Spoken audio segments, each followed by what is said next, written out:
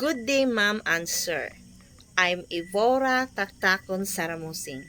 I'm 45 years old, married, and I have two sons.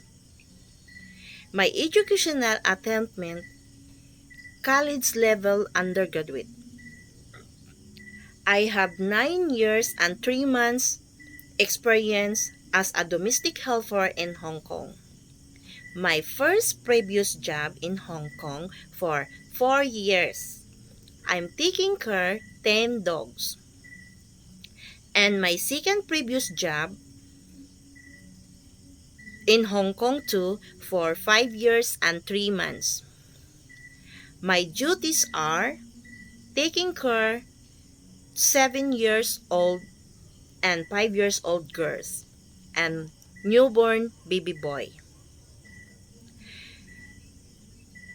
And also cleaning, cooking, ironing the clothes and washing the clothes. Madam and sir, if you hired me, I will consider your family as mine. I will continue my working with you not just 2 years, but in a long-term basis, as long as you like my service. Thank you and God bless.